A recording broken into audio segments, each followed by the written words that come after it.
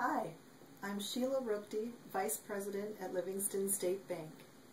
Our bank is $150 million in asset size and is located in Livingston, Wisconsin, population 600. We have 2 branch locations located in Platteville, Wisconsin. I've been here for 21 years, working as a teller while I was attending college at UW-Platteville, then moving into the loan department, and now as Vice President. I'm here today to tell you about negotiable instruments and how we work with them each day in our banking day. The most common negotiable instrument that everyone is familiar with would be the check.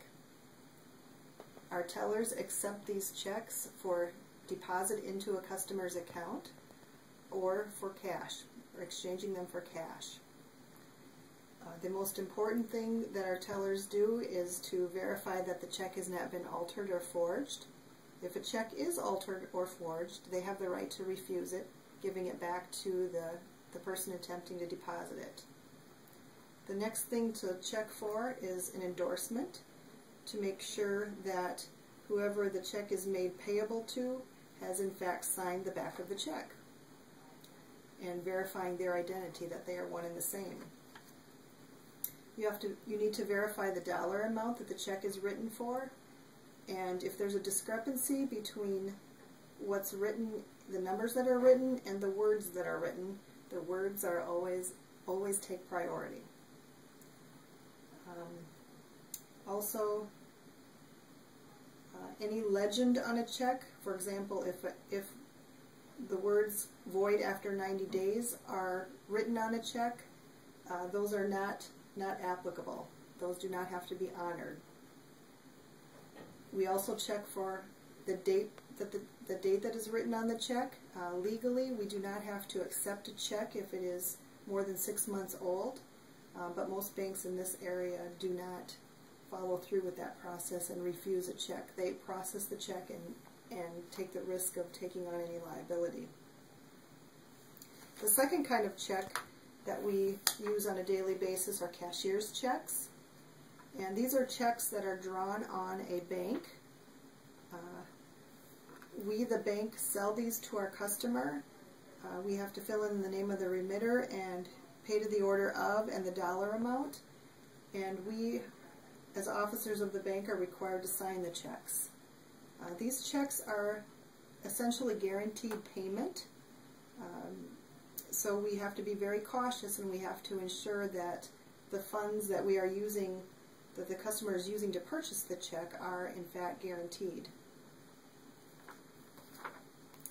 The next negotiable instrument that we work with on a daily basis are certificates of deposit.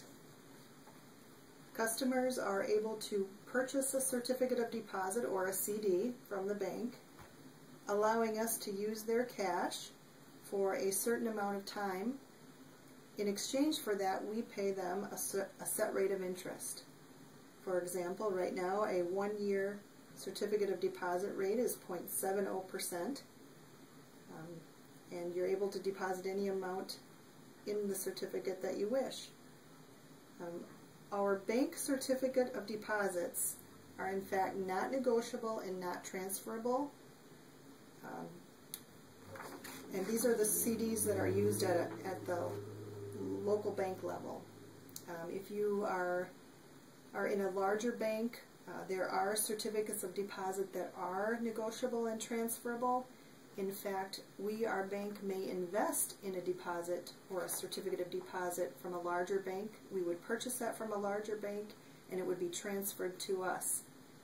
But at the community bank level, the certificates of deposit that our customers purchase from us are not transferable or negotiable.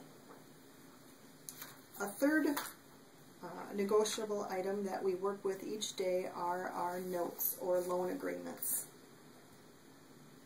I'm sure by now all of you have borrowed money a time or two, or maybe in future years you will be borrowing money. But the loan agreement or the note that you sign with the bank is negotiable.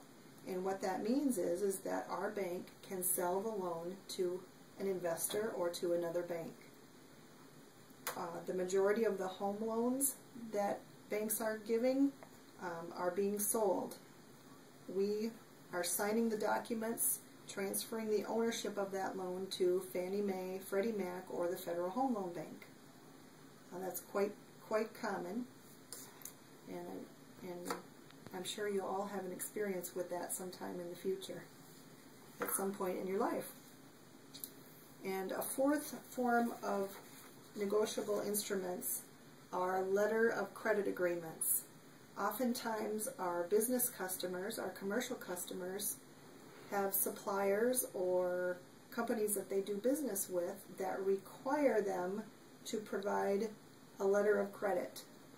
And what this means is that when that company contacts the Livingston State Bank and requests payment on behalf of John Doe, we, the Livingston State Bank, are required to transfer payment to that company or to that supplier. Typically, the borrower has a loan agreement in place or cash in a deposit account that allows us to transfer that money or make that payment to that supplier.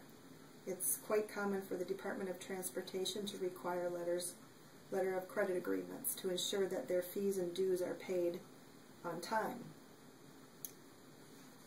So those are 4 typical negotiable instruments that we work with in banking each and every day.